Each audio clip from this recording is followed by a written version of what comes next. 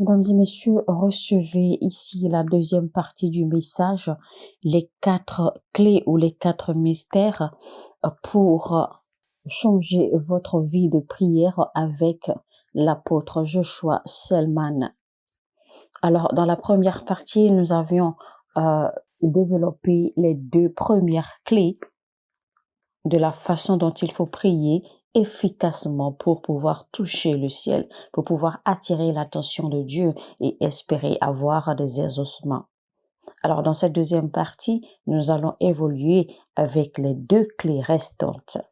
Alléluia. La troisième façon de prier efficacement pour attirer l'attention du trône, c'est que vos prières doivent respecter la volonté de Dieu. Vos prières doivent suivre la volonté de Dieu. Et vous savez, c'est ici que beaucoup de personnes sont perdues quand elles prient. Parce que beaucoup de personnes peuvent prier, peuvent faire des prières passionnément, des prières qui les touchent eux-mêmes et qui touchent le trône. Beaucoup de personnes sont capables, d'accord, de faire des prières avec passion. Beaucoup de personnes prient avec beaucoup de passion et dans le nom de Jésus-Christ, mais leurs prières ne correspondent pas forcément à la volonté de Dieu. Je vais vous dire ceci. Quand vous commencez à faire des requêtes dans le règne spirituel, imaginez-vous que vous êtes devant une cour magistrale. Lisons Ésaïe 41, verset 21, qui dit ceci. Vous, les dieux des nations, présentez votre cause, dit l'Éternel, et exposez vos arguments, dit le roi de Jacob. Qu'il les expose donc, qu'il nous annonce ce qui doit arriver. Déclarez-nous quels sont les faits passés que vous avez prédits, pour que nous les examinions et que nous constations leur accomplissement, ou faites-nous entendre ce qui doit arriver. Les prières de lamentation, les prières de pleurs ne peuvent que vous donner une consolation psychologique ou une satisfaction psychologique. Mais je peux vous assurer que ce genre de prière ne touchera pas le ciel. Vous devez savoir que tout problème, toute situation malheureuse dans votre vie est liée à des voix accusatrices sur votre destin. Et si donc vous vous retrouvez devant cette cour magistrale et que vous devez vous défendre devant le trône de Dieu et demander, réclamer que le trône de Dieu agisse en votre faveur, pourquoi devez-vous être libéré et pourquoi devez-vous être béni? C'est là que vous apportez des paroles. C'est là que vous présentez votre cas. C'est là que vous présentez votre pétition. C'est là que vous présentez vos paroles. C'est là que vous ramenez les paroles, les promesses de Dieu à lui. C'est là que vous lui faites comprendre que voici ce que ta parole dit. Voici ce que ta parole dit. Voici ce qui est écrit ici. Voici ce qui est écrit ici. Tu as dit dans ta parole, Seigneur, si je suis obéissant et que si je suis fidèle et docile, que je mangerai des bonnes choses, que je jouirai des bonnes ressources de la terre. Et donc vous présentez alors votre pétition, vous dites, Seigneur, j'ai toujours été obéissant, j'ai toujours été docile à tes principes, à tes recommandations. Alors oui, Seigneur, je mérite de jouir des bonnes ressources de la terre. Et donc, Seigneur, je fais cette demande sur la révélation et la vérité et la force de cette parole qui est la tienne. Chers amis, c'est comme ça que l'on prie. Vous ne présentez pas des prières émotionnelles à Dieu. Vous ne vous présentez pas devant Dieu et vous commencez à raconter n'importe quoi. Parce que la seule chose qui résiste à la voix des accusateurs, c'est la parole de Dieu et qui représente le testament de sa volonté. Vous devez être en mesure de vous défendre une fois que vous vous retrouvez devant le trône de Dieu. Vous devez être en mesure de démontrer pourquoi Dieu doit vous donner un enfant.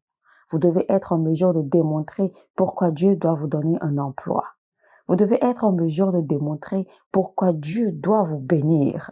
Je suis en train de vous enseigner ici les bases légales pour faire une prière efficace. Lisons Ésaïe 43, verset 26. Apporte ton mémoire. Entrons ensemble en jugement. Et pour te justifier, expose donc ton cas. Alors, l'expression qui dit ici, apporte ton mémoire, ne veut pas dire en fait que Dieu a oublié. Mais cela demande simplement en fait que l'individu présente des raisons fortes De la même façon que les avocats vont se mettre à citer les lois et les décrets, etc., etc., pour pouvoir justifier leur cause, et le juge ne pourra rien y faire que d'accepter. De la même façon, quand vous vous tenez devant le trône de Dieu pour prier, vous présentez, vous faites vos pétitions à la base de ce que la parole de Dieu a dit. Donc, la prière doit être basée sur la parole de Dieu. Ce que je vous enseigne ici peut paraître un très petit secret, mais ce secret est très puissant, alors prenez-le au sérieux. Quand nous lisons le livre de Ésaïe, verset 38, la Bible nous parle d'un homme nommé Ézéchias, où le prophète Élie est venu lui annoncer. La Bible nous parle d'un homme nommé Ézéchias, où le prophète Ésaïe lui annonça que sa mort était proche, parole de l'Éternel, et qu'il fallait qu'il mette sa maison en ordre. Et donc c'est alors que ce monsieur Ézéchias, d'accord, a tourné sa face contre le mur et a commencé à rappeler à Dieu son sacrifice dans la maison de Dieu, son sacrifice vers le royaume. Et il a commencé à présenter des raisons fortes, des raisons pour lesquelles il ne devait pas mourir aussitôt. Parce que l'Éternel avait dit que voici que son heure avait sonné, mais il a dit que non, sur la base de ses sacrifices pour le royaume, de ses sacrifices pour la maison de Dieu, qu'il avait donc le droit de vivre longtemps. Il avait le droit, d'accord, à une longévité. C'est alors qu'il a présenté ses raisons. Il a rappelé à l'Éternel ses œuvres pour le royaume, ses œuvres pour la maison de Dieu, et il a donné des raisons pour lesquelles il ne devrait pas mourir aussitôt. Connaissez-vous seulement la raison pour laquelle des païens qui se trouvaient dans la maison de Corneille, d'accord, ont reçu le baptême du Saint-Esprit? En fait, la raison était très simple parce que l'homme de Dieu, quand il était dans la maison de Corneille, il a dit, voici la raison pour laquelle je viens visiter ta maison aujourd'hui.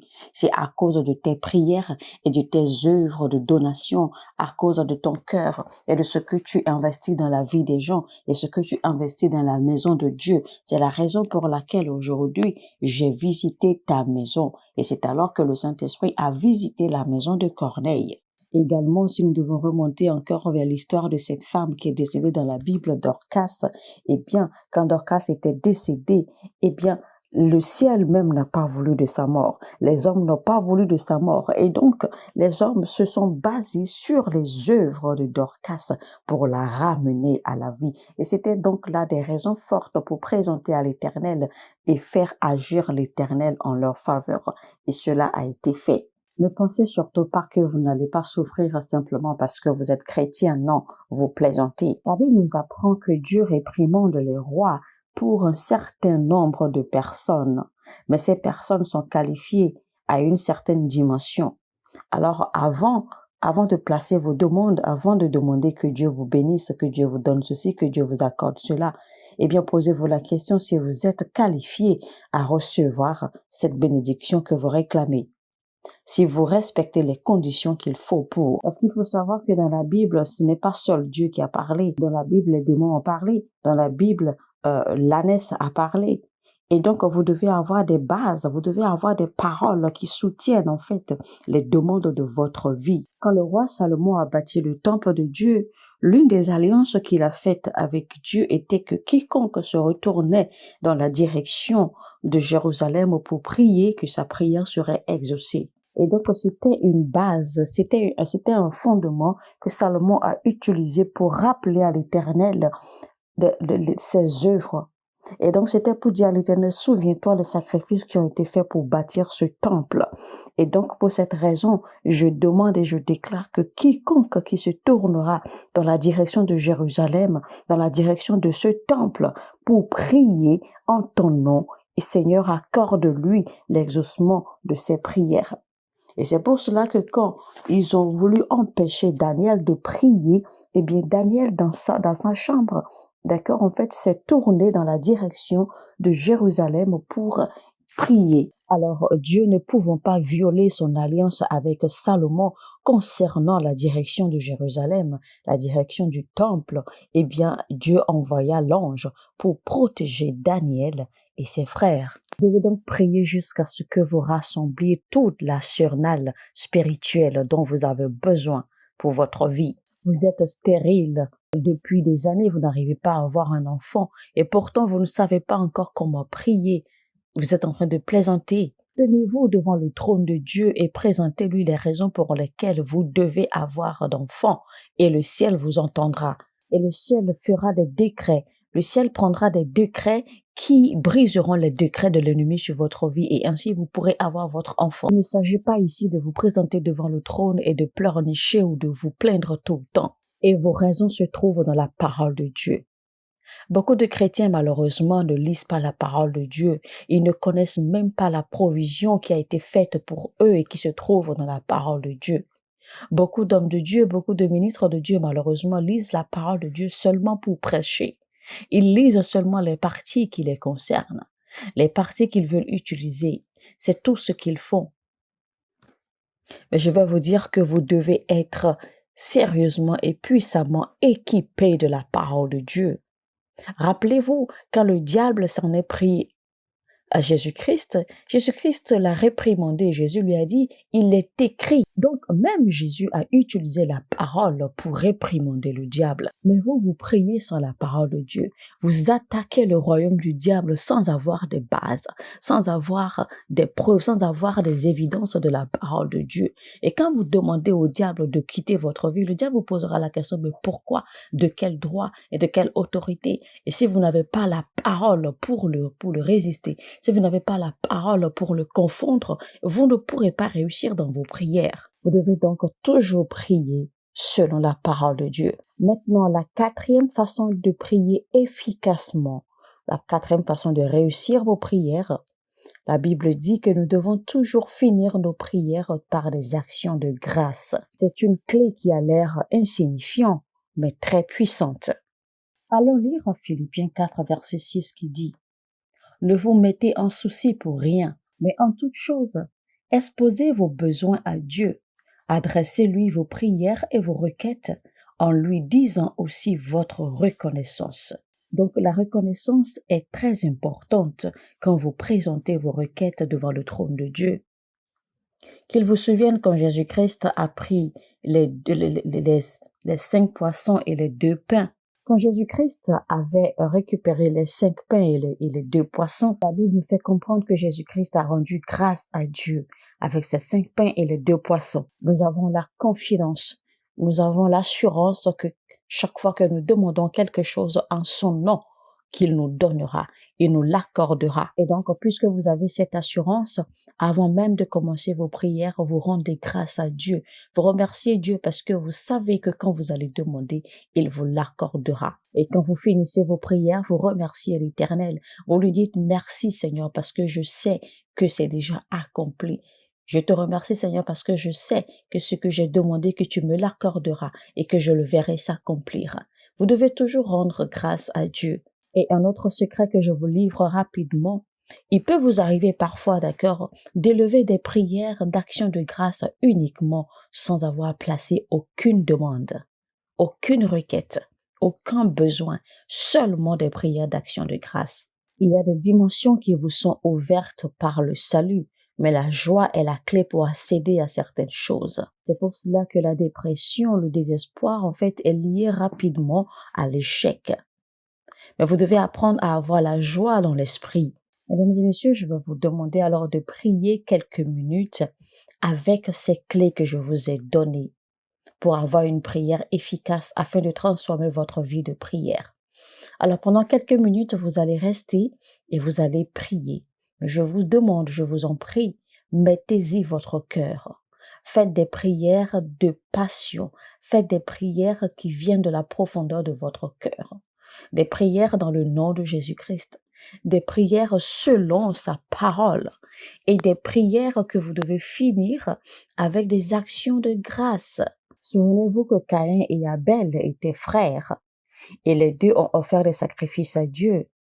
Les sacrifices de l'un ont été acceptés pendant que les sacrifices de l'autre ont été rejetés. Lorsque vous appartenez à une grande église, n'est pas une garantie que vous allez accéder au trône et recevoir toutes vos prières exaucées. Non, vous devez y mettre votre volonté, vous devez vous y investir vous-même. Alors, je partage avec vous rapidement une dernière clé Eh bien, l'autre façon de faire une prière efficace, c'est de vous positionner sur l'alliance d'un homme. Par exemple, vous appartenez à une église vivante, une église de prière. Vous pouvez vous positionner sur l'alliance, sur la grâce, sur l'onction qui régit cette église, sur l'alliance, la grâce et l'onction qui régit la vie de l'homme de Dieu pour pouvoir en fait présenter vos requêtes au trône de Dieu. Parce qu'en fait, l'alliance de cet homme de Dieu, la grâce de cet homme de Dieu peut vous porter et vous soutenir. Vous pouvez donc vous appuyer sur les alliances que lui, il a faites. Ce qui veut dire que vous pouvez avoir un homme de Dieu dans votre vie, un homme de Dieu authentique et vous savez. Donc vous pouvez vous poser sur les alliances qui régissent sa vie, les alliances qui reposent entre lui et Dieu et vous vous collez, d'accord, à ces alliances et vous placez vos demandes devant le trône de Dieu. Là même que se trouve la révélation selon laquelle nous disons le Dieu d'Abraham, le Dieu d'Isaac et le Dieu de Jacob. Appellation, en fait, c'est que nous invoquons les alliances qui ont régi Abraham, Isaac et Jacob et Dieu. Et donc, ces alliances, en fait, facilitent parfois vos prières. Et c'était sous la base de ces alliances que Dieu a exaucé la prière du petit bébé Ismaël. Bien que Ismaël n'était pas un enfant désiré de Dieu, il faut savoir que le mouvement de Dieu ou les actions de Dieu sur la terre, en fait, sont régies par des alliances. C'est pour cela que Dieu trouve et choisit des hommes avec qui il entre, il tisse, il fait des alliances, des hommes qui peuvent représenter son royaume sur la terre, de sorte à ce que quiconque qui est lié ou quiconque qui ait affaire avec cet homme ou quiconque qui ait une alliance avec cet homme soit directement lié à cette alliance que cet homme a avec Dieu. Vous pouvez accéder, d'accord, vous pouvez ouvrir les portes des cieux en vous basant sur les alliances que Dieu a tissées avec un homme ou avec une maison. C'était en fait la clé que Daniel a utilisée quand il s'est tourné vers la direction de Jérusalem pour prier. De la même façon que Élisée, d'accord, a invoqué l'alliance que Dieu avait avec son père Élie, parce qu'il fut un moment où Élisée ne pouvait pas, il n'avait pas la force ni la sagesse nécessaire pour gérer, d'accord, une situation qui s'était présentée à lui. Alors il s'est écrié, où est le Dieu de mon père? Vous voyez, donc c'est ainsi que Élisée a invoqué, a fait appel à cette alliance que son père Élie avait avec Dieu. Et vous voyez, cela a marché.